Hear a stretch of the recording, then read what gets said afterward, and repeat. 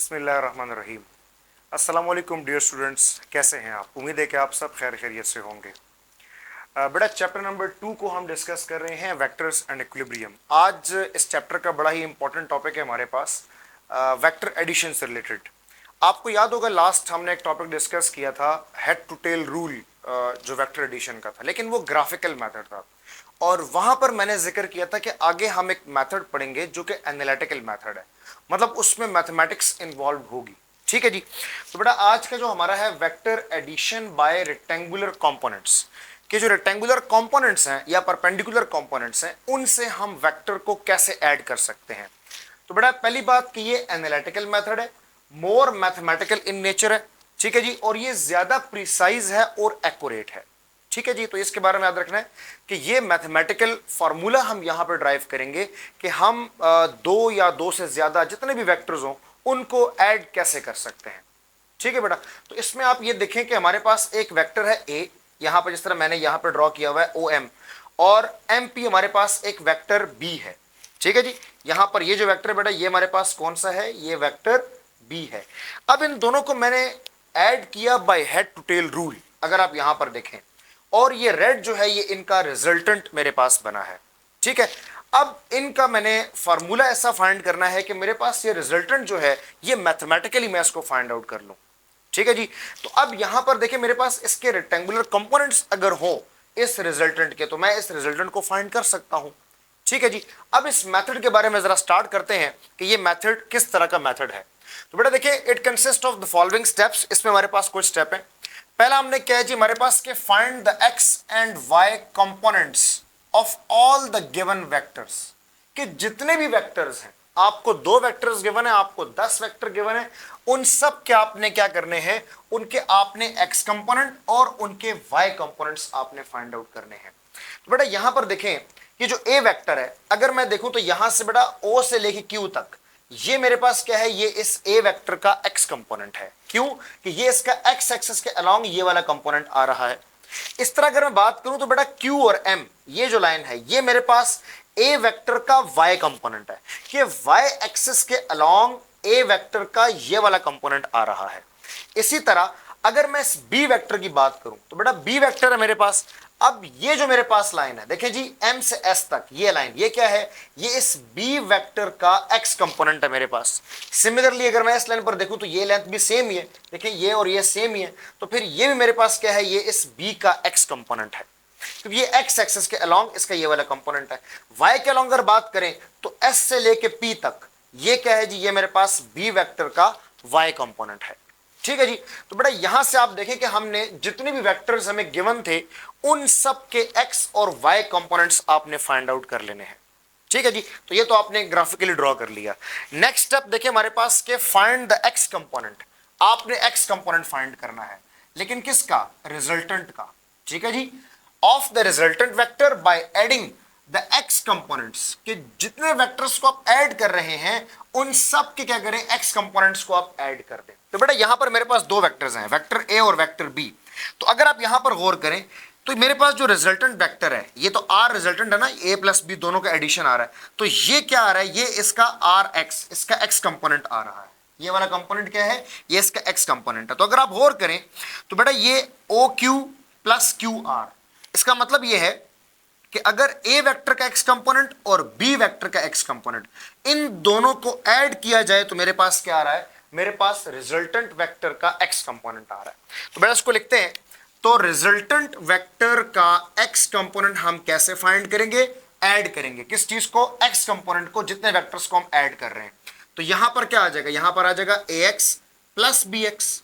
ठीक है जी। ये तो बेटा हम अभी 2 वेक्टर्स को ऐड कर रहे हैं, लेकिन यहां पर आपको पता है कि इस रूल से हम नंबर ऑफ वेक्टर्स को ऐड कर सकते हैं। तो जितने भी वेक्टर्स होंगे तो आर एक्स का एक जनरल फार्मूला क्या बनेगा बेटा? वो हमारे पास बनेगा A x plus B x plus C x plus up to so on. जितने भी वेक्टर्स हैं उन सब के एक्स कंपोनेंट को अगर आप ऐड करेंगे तो आपके पास क्या आएगा? ये रिजल्टेंट का एक्स कंपोनेंट आ जाएगा। तो बेटा ये क्या है? ये हमारे पास एक जनरल फार्मूला है किसको फाइंड करने के लिए? रिजल्टेंट का एक्स कंपोनेंट फाइंड आउट करने के लिए। ठीक है जी। अब स्टेप नंबर 3 पे आते हैं, तो वो क्या है जी, वाई कंपोनेंट फाइंड करना है। तो ये जो रिजल्टेंट है हमारे पास, इसका ये वाई कंपोनेंट है, ये पूरा ये इसका वाई कंपोनेंट है। तो वाई कंपोनेंट क्या है, क्या आप देखिए कि ए वाई और बी वाई, इन दोनों को अगर आप ऐड करेंगे तो ये क्या बनेगा, ये बेटा हमारे पास आर वाई कंपोनेंट बनेगा।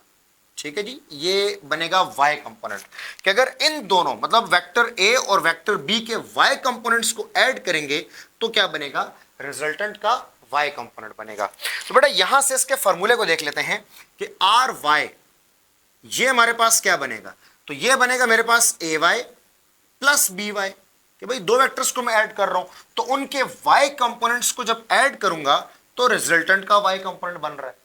लेकिन फिर वही बात कि यहां जनरलाइज्ड फार्मूला क्या होगा, हम जितने मर्जी वेक्टर्स यहां पे ऐड कर लें, तो बेटा आर वाई का एक जनरलाइज्ड फार्मूला बनता है कि A y plus B y plus C y plus up to so on, जितने भी वेक्टर्स हैं उनको आप ऐड करें, तो उनके y कंपोनेंट्स को अगर आप सबको ऐड कर लेंगे तो आपको रिजल्टेंट का y कंपोनेंट मिल जाएगा।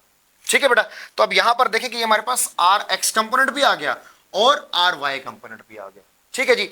अब बेटा जब vector R vector resultant vector, तो इस रिजल्टेंट वेक्टर को हम लिखते कैसे हैं, तो रिजल्टेंट वेक्टर का आपको पता है कि आर एक्स, ठीक है जी, और इसके साथ आई कैप आएगा।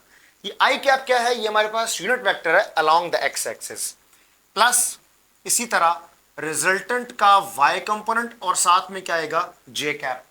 अब इनकी वैल्यूज इसमें पुट कर लेते हैं, तो देखते हैं जी हमारे पास रिजल्टेंट क्या बनता है। तो बेटा रिजल्टेंट क्या बनेगा यहां पर, अब देखें आर एक्स की वैल्यू क्या है, वो हमने जो दो वेक्टर्स ऐड किए थे ए एक्स प्लस बी एक्स, तो उनके एक्स कंपोनेंट को जब ऐड करेंगे और साथ में आई कैप लगा देंगे तो ये क्या बन जाएगा, ये उसका एक्स कंपोनेंट बन जाएगा।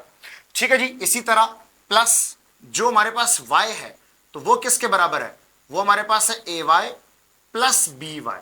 ठीक है बेटा, और इसके साथ हमने जे कैप लगा देना, क्योंकि ये y कंपोनेंट है और j यूनिट वेक्टर जो है ये y एक्सिस के अलोंग आता है। अब ये तो बन गया जी हमारे पास क्या, रिजल्टेंट वेक्टर। ठीक है जी। लेकिन अब ये रिजल्टेंट वेक्टर का देखें, ये उसका x कंपोनेंट है और ये इसका y कंपोनेंट है। तो इससे पहले हम पढ़ चुके हैं कि अगर हमें वेक्टर का रिजल्टेंट फाइंड करना पड़ जाए, ठीक है जी, क्या चीज रिजल्टेंट, तो वो आपको याद है रेजोल्यूशन ऑफ वेक्टर में हमने पढ़ा था कि आप किसी भी वेक्टर को फाइंड कर सकते हैं किससे, उसके जो रेक्टेंगुलर कंपोनेंट्स हैं। तो रेक्टेंगुलर कंपोनेंट्स कौन से होते हैं, x और y। तो यहां पर ये कौन सा कंपोनेंट है, ये x कंपोनेंट है और ये y कंपोनेंट है। तो इन दोनों कंपोनेंट से हम इनका रिजल्टेंट फाइंड कर सकते हैं। ठीक है बेटा, तो रिजल्टेंट का फॉर्मूला आपको याद होगा, रिजल्टेंट वेक्टर अब जो आएगा हमारे पास मैग्नीट्यूड वाइज, तो वो अंडर रूट, और यहां पर हमारे पास क्या आएगा, आर एक्स का स्क्वायर प्लस आर वाई का स्क्वायर। ठीक है जी बेटा, ये वैल्यू हमारे पास बनेगी। तो अगर इसमें हम वैल्यूज को पुट करके देखें तो फिर जो रिजल्टेंट वेक्टर है वो हमारे पास क्या बनेगा, आप देखें आर एक्स का इसकी वैल्यू पुट कर लेते हैं, तो ये क्या आ जाएगा, a x plus B x इसका स्क्वायर प्लस, अब जो y कंपोनेंट है तो वहां पर आप देखें कि यहां पर क्या आ जाएगा, ए वाई प्लस बी वाई और इसका स्क्वायर। ठीक है जी। अब बेटा यहां पर हम चूंकि सिर्फ दो वेक्टर्स को ऐड कर रहे हैं, लेकिन यहां पर आप नंबर ऑफ वेक्टर्स को ऐड कर सकते हैं, तो फिर रिजल्टेंट का एक जनरलाइज्ड फार्मूला भी होना चाहिए। तो उसमें क्या करेंगे, उसमें हम नंबर ऑफ वेक्टर्स को ऐड कर लेते हैं। तो हम कहते हैं जी A x plus B x plus C x plus up to so on, जितने भी एक्स कंपोनेंट होंगे, जितने भी वेक्टर्स होंगे, उन सब के एक्स कंपोनेंट उनका स्क्वायर प्लस। ठीक है जी। अब इस तरह यहां पर वाई कंपोनेंट, तो a y plus B y plus C y plus up to so on और उनका स्क्वायर। तो ये हमारे पास क्या बन जाएगा, ये एक जनरलाइज्ड फार्मूला बन जाएगा कि हम जितने मर्जी वेक्टर्स को ऐड करें तो उनके रिजल्टेंट फाइंड करने के लिए हमारे पास ये वाला फार्मूला आ जाएगा। लेकिन बेटा यहां से तो हमें सिर्फ मैग्नीट्यूड मिला, क्या मिला, मैग्नीट्यूड। लेकिन आपको पता है कि वेक्टर के लिए मैग्नीट्यूड के साथ साथ उसकी डायरेक्शन बड़ी इंपॉर्टेंट है। ठीक है बेटा, तो डायरेक्शन जब इंपॉर्टेंट है तो उसके लिए हमें एंगल भी फाइंड करना पड़ेगा, डायरेक्शन फाइंड करनी पड़ेगी। तो यहां से देखें जी कि डायरेक्शन को हम कैसे फाइंड कर सकते हैं, वो भी आपको याद है, tan इनवर्स का जो फार्मूला है तो वो यहां पर अप्लाई करते हैं। तो बेटा थीटा किसके बराबर आ जाएगा, थीटा हमारे पास आ जाएगा tan इनवर्स और अब यहां पर देखें tan थीटा जो किसके बराबर होता है, परपेंडिकुलर डिवाइड बाय बेस। तो परपेंडिकुलर कौन सा होगा, y वाला कंपोनेंट होगा। तो यहां पर क्या आ जाएगा बेटा, R y divide by R x. तो ये हमारे पास क्या चीज बन जाएगी, ये एंगल के लिए फॉर्मूला बन जाएगा। ठीक है जी, अब इसमें वैल्यूज पुट करते हैं तो थीटा हमारे पास क्या बनेगा बेटा, वो बनेगा tan इनवर्स, यहां पर क्या आ जाएगा जी, a y plus B y divide by, और यहां पर क्या आ जाएगा, a x plus B x. ये चीज बन गई। लेकिन ये तो दो वेक्टर्स के लिए है। सिंपली यहां पर बात करते हैं कि जनरलाइज्ड फार्मूला अगर हम बहुत सारे वेक्टर्स को ऐड करें तो फिर क्या होगा मेरा, tan इनवर्स यहां पर क्या आएगा, a y plus B y plus C y, अगर आप मजीद वेक्टर्स को ऐड करते हैं plus up to so on, divided by, अब यहां पर क्या आएगा, a x plus B x plus C x plus up to so on, जितने मर्जी वेक्टर्स को आप ऐड करें। तो इस तरह से आप उसका एंगल भी जो है वो फाइंड आउट कर सकते हैं। ठीक है बेटा, अब यहां पर देखें कि ये एंगल हमने इस तरह फाइंड कर लिया, रिजल्टेंट हमने फाइंड कर लिया, इनके बाकायदा फार्मूलाज हमारे पास आ गए हैं। लास्ट टाइम अगर आप उस टॉपिक में देखें तो उसमें हम ग्राफिकली जस्ट ऐड कर रहे थे।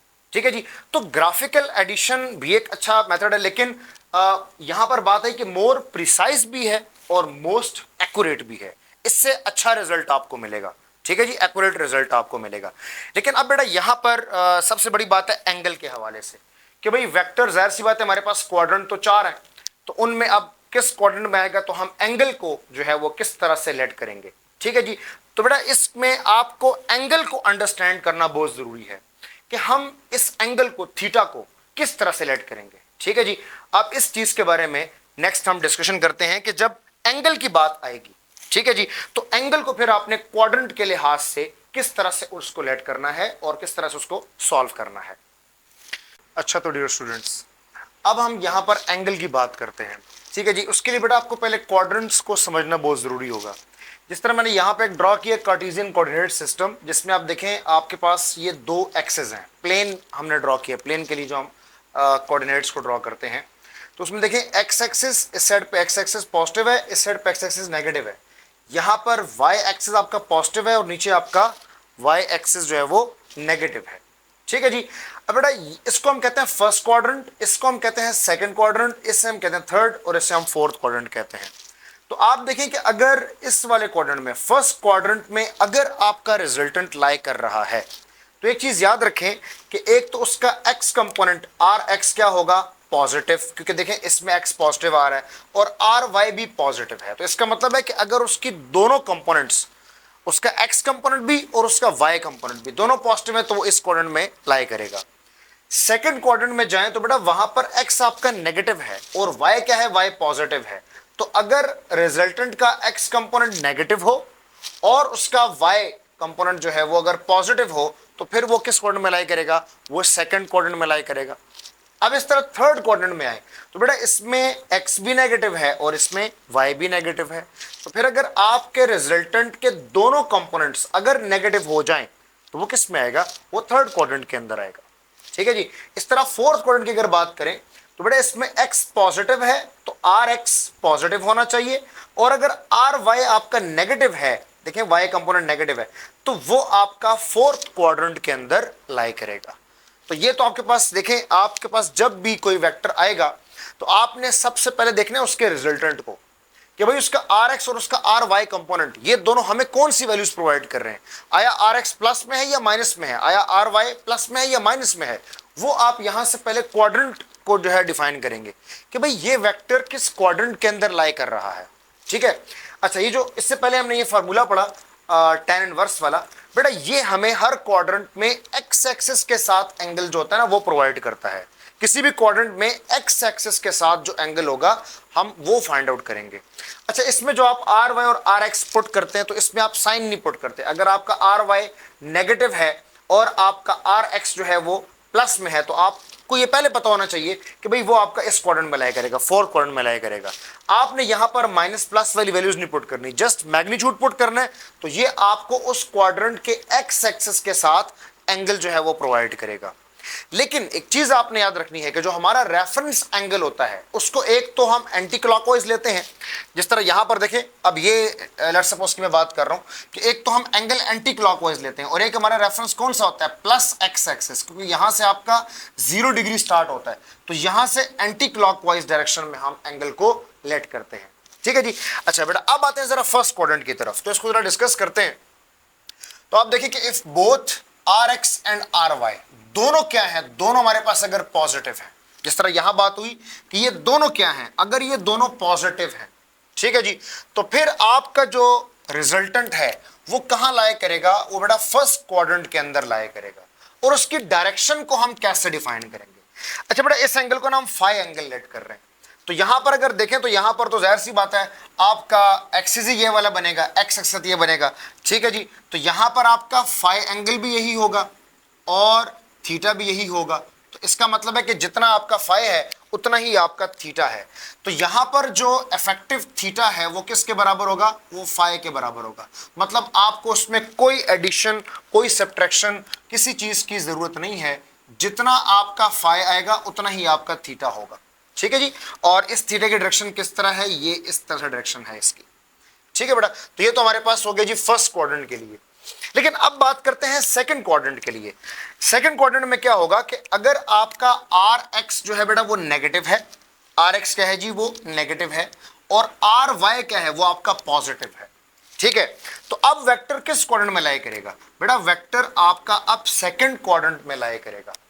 ठीक है जी, सेकंड क्वाड्रेंट में लाई करेगा। अब जब आप इसका फाई फाइंड करेंगे तो बेटा फाई आपको ये वाला एंगल जो है वो प्रोवाइड करेगा, ये वाला एंगल, फाई आपके पास ये वाला एंगल आएगा। लेकिन अब आपका रिजल्टेंट एंगल तो ये नहीं है, आपका रेफरेंस कौन सा है, रेफरेंस तो आपका ये पॉजिटिव एक्स एक्सिस है, तो आपको कौन सा एंगल चाहिए, आपको तो ये वाला एंगल चाहिए, थीटा, ये वाला एंगल आपको चाहिए। तो फिर अब ये थीटा आप कैसे फाइंड करेंगे? देखें, अब यहां पर 0 है, यहां पर 90 है, यहां पर 180 है, तो अगर हम एक काम करें कि हम 180 से फाई को माइनस कर लें तो क्या हमें थीटा मिल जाएगा? Yes exactly. देखिए ये 180 है, उससे अगर हम ये फाई एंगल माइनस कर लें तो इसका मतलब है कि यहां पर अगर मैं थीटा की बात करूंगा तो बेटा थीटा मेरे पास किसके बराबर आएगा, 180 माइनस फाई। तो मुझे इस क्वाड्रेंट के अंदर एंगल को इस तरह से फाइंड आउट करना है। ये चीज बेटा आप लोगों ने याद रखनी है कि जब भी आपने पहले उसका क्वाड्रेंट डिटरमाइन कर लिया उसके बाद आप एंगल इस तरह से फाइंड करेंगे। देखिए हमारा रिक्वायर्ड एंगल तो ये वाला है ना, ये वाला एंगल है हमारा रिक्वायर्ड, ठीक है जी, x axis, positive x axis जो एंगल बना रहा है, लेकिन हमें इस फार्मूले से ये वाला एंगल मिलेगा। तो हम क्या करते हैं कि हम 180 में से ये वाला एंगल माइनस कर लेंगे, बाकी जो थीटा बचेगा वो हमारा क्या होगा, रिजल्टेंट एंगल होगा। तो जब हम बात कर रहे हैं सेकंड क्वाड्रेंट की तो फिर बेटा हमारे पास जो थीटा है वो किसके बराबर है, वो बनेगा 180 माइनस फाई के बराबर। क्लियर हो गई बात? अब आते हैं जी थर्ड क्वाड्रेंट की तरफ। बेटा थर्ड क्वाड्रेंट में क्या है कि आर एक्स और आर वाई दोनों क्या है बेटा, दोनों नेगेटिव है, दोनों नेगेटिव की वैल्यू प्रोवाइड कर रहे हैं। तो अब आपका जो रिजल्टेंट है जाहिर सी बात है वो थर्ड क्वाड्रेंट के अंदर लाई करेगा। जब वो थर्ड क्वाड्रेंट के अंदर लाई करेगा तो बेटा अब आपको चूंकि एक्स एक्सिस के साथ जो एंगल मिलेगा वो कौन सा होगा, वो ये वाला एंगल आपको मिलेगा। ठीक है जी, इसको हम कहते हैं फाई एंगल। आप जब इस फार्मूले में वैल्यूज पुट करेंगे तो आपको तो ये वाला एंगल मिलेगा, लेकिन आपको तो ये एंगल नहीं चाहिए। रिजल्टेंट कहां से मिलेगा बेटा, वो आपको पॉजिटिव एक्स एक्सिस के साथ आपको ये वाला एंगल जो है वो चाहिए। ठीक है जी, ये पूरा एंगल आपको चाहिए थीटा, कि मतलब पॉजिटिव एक्स एक्सिस के साथ ये कितना एंगल बना रहा है। ठीक है बेटा, तो फिर अब यहां पर क्या होगा, देखें 0, 90, 180 के साथ ही एंगल बना रहा है, तो हम यहां पर क्या करते हैं, हम यहां पे कहते हैं कि जी थीटा किसके बराबर होगा, अब बेटा 180 प्लस फाई की वैल्यू आएगी, कि भाई इस वैल्यू को हम 180 के अंदर, देखें यहां तक 180 हुआ, मजीद ये जो एंगल है फाई है, तो 180 प्लस फाई। तो बेटा जब आप थर्ड एक्सिस मतलब क्वाड्रेंट की बात कर रहे होंगे तो फिर यहां पर जो आपका रिजल्टेंट थीटा है वो किसके बराबर है, वो आप 180 प्लस फाई की बात करेंगे। क्यों, देखें आपको जो फार्मूले से एंगल मिल रहा है वो एक्स एक्सिस ये एंगल मिला ना, फाई एंगल, लेकिन आपको तो इस एक्सिस के साथ यहां से रेफरेंस बनाना है, तो फिर आप क्या करेंगे, यहां से 180 यहां तक हो जाएगा और मजीद आप क्या करेंगे, उसमें फाई की वैल्यू को ऐड कर देंगे। तो ये आपका रिजल्टेंट जो एंगल है वो आपको यहां से मिल जाएगा। क्लियर होगी ये बात। अब आते हैं लास्ट जो हमारे पास फोर्थ क्वाड्रेंट है। तो बेटा फोर्थ क्वाड्रेंट में कंडीशंस क्या है कि आपका आर एक्स पॉजिटिव हो और आर वाई अगर नेगेटिव हो। ठीक है जी, अगर आपके रिजल्टेंट में ये वाली कंडीशंस हो तो फिर इसका मतलब है कि आपका रिजल्टेंट फोर्थ क्वाड्रेंट में है। और फोर्थ क्वाड्रेंट की अगर हम बात करें तो फिर बेटा एक्स एक्सिस के साथ जो आपको एंगल मिलेगा फाई एंगल, तो देखिए वो यहां से ये वाला एंगल मिलेगा, ये फाई एंगल आपको मिलेगा। लेकिन अब आपको ये एंगल तो नहीं चाहिए, आपको तो 0 डिग्री के साथ एक रेफरेंस एंगल बनाना है। इसका मतलब है कि आपको यहां से ये एंगल चाहिए, ये पूरा का पूरा थीटा जो है ना ये आपको चाहिए। तो आप क्या करेंगे, देखिए आप पूरा 360 लेट करें और उसमें से ये वाला फाई माइनस कर दें, तो क्या ये वाला एंगल नहीं बन जाएगा। देखिए पूरा सर्कल तो क्या होगा 360 डिग्री होगा ना, लेकिन आपके इसके साथ ये फाई एंगल बन रहा है, तो अगर आप 360 लें और उसमें से ये वाला फाई एंगल जो है इसको माइनस कर दें, तो क्या मिल जाएगा आपको, रिक्वायर्ड रिजल्ट जो है वो मिल जाएगा। तो बेटा यहां पर थीटा की वैल्यू क्या होगी, वो बनेगी 360 डिग्री माइनस फाई, कि आप 360 में से फाई को माइनस करेंगे तो आपको रिक्वायर्ड रिजल्ट जो है वो मिलेगा। ठीक है जी, तो यहां पर थीटा की वैल्यू किसके बराबर है बेटा, 360 डिग्री माइनस फाई के बराबर। तो आई होप सो कि आपको यह बात समझ आई कि आपने क्या करना है। सबसे पहले तो आपने उसके कंपोनेंट्स के अकॉर्डिंगली आपने ये डिटरमाइन करना है कि आपका रिजल्टेंट कौन से क्वाड्रेंट में लाई कर रहा है, आया फर्स्ट क्वाड्रेंट में है, सेकंड में है, थर्ड में है, फोर्थ में है, किस में है। अगर आप क्वाड्रेंट को पहले डिटरमाइन कर लें तो उसके बाद आपको एंगल फाइंड करना बड़ा आसान होगा। और ये देखें कि इसमें तो आपको चेंज करने की जरूरत नहीं, क्योंकि आपका एंगल बनेगा ही प्लस एक्स एक्सिस के साथ ना, तो वो तो थीटा और फाई बराबर होंगे, उसमें तो कोई आपको करेक्शन फैक्टर की जरूरत नहीं है। लेकिन यहां पर देखें जब आपका आर एक्स नेगेटिव और आर वाई पॉजिटिव होगा, ठीक है जी, आर एक्स नेगेटिव और आर वाई पॉजिटिव, तो फिर आपको 180 माइनस फाई यूज करना पड़ेगा। ठीक है जी, इसी तरह यहां पर देखें तो यहां पर अगर आपका आर एक्स और आर वाई दोनों नेगेटिव हैं, जो कि थर्ड क्वाड्रेंट में केस बन रहा है, तो उस केस में क्या बनेगा 180 प्लस फाई, आपको एंगल इससे डिटरमाइन करना है। ठीक है, अच्छा अगर आप क्वेश्चंस आपको न्यूमेरिकल गिवन हो और न्यूमेरिकल में आप इन फैक्टर्स को अप्लाई नहीं करते, तो बेटा एग्जामिनर फौरन उसे क्रॉस कर देगा। क्यों भाई, आपका जो एंगल है वो क्वाड्रेंट के लिहाज से आपने डिटरमाइन करना है। ठीक है जी, तो ये जो फार्मूला है ये आपको उस क्वाड्रेंट में एक्स एक्सिस के साथ एंगल प्रोवाइड करेगा। लेकिन फिर आपने क्या करना है, आपने 0 डिग्री प्लस एक्स एक्सिस के साथ उसका एंगल जो है वो फाइंड आउट करना है। तो वो इन फार्मूलास के थ्रू जो है वो आप फाइंड आउट कर सकते हैं। तो आई होप सो कि आपको ये चीज समझ आई होगी। बेटा यहां पर कुछ एमसीक्यूज जो है उनको डिस्कस कर लेते हैं। तो पहला एमसीक्यूज है जी, at what angle the vertical component of vector will be maximum.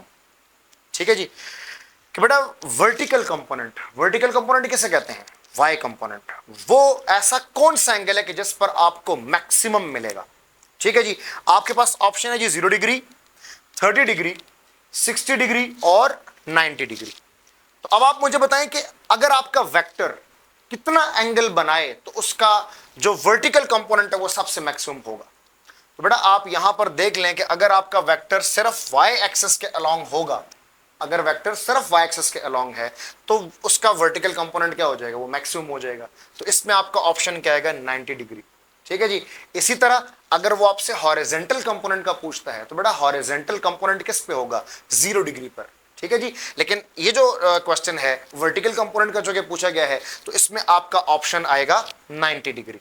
ठीक है जी, लेकिन हॉरिजॉन्टल के बारे में अगर पूछे तो हॉरिजॉन्टल आपका मैक्सिमम कब मिलेगा आपको, वो आपको मिलेगा 0 डिग्री पर। ठीक है बेटा। अच्छा बेटा अब सेकंड जो एमसीक्यू है इसको जरा देखें कि in which quadrant the two rectangular components of a vector have same sign. कि भाई कौन सा ऐसे क्वाड्रेंट है हमारे पास कि जिनमें रेक्टेंगुलर कंपोनेंट्स, जो टू रेक्टेंगुलर कंपोनेंट्स हैं एक्स और वाई कंपोनेंट्स, इनके साइन सेम है।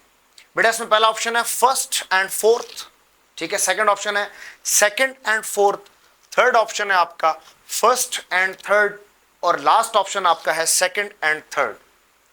तो बेटा इसमें आप जरा गौर करें तो देखें इसमें फर्स्ट क्वाड्रेंट में दोनों के साइन पॉजिटिव है, यहां पर डिफरेंट है, यहां पर भी डिफरेंट है, लेकिन थर्ड क्वाड्रेंट में अगर आप देखें तो भी इनके साइन क्या है, वो सेम है। यहां पर प्लस है, दोनों सेम है, यहां पर नेगेटिव है तो दोनों सेम है। इसलिए यहां पर आपका करेक्ट ऑप्शन क्या बनेगा, फर्स्ट एंड थर्ड क्वाड्रेंट में आपके पास क्या होंगे, इनके साइंस जो हैं वो सेम होंगे। ठीक है बेटा, तो आई होप सो कि आपको ये टॉपिक अच्छे से क्लियर हुआ होगा। ठीक है, और बेटा कोई भी क्यूरीज हो, क्वेश्चंस हो तो आप कमेंट सेक्शन में पूछ सकते हैं। Thank you, Allah Hafiz.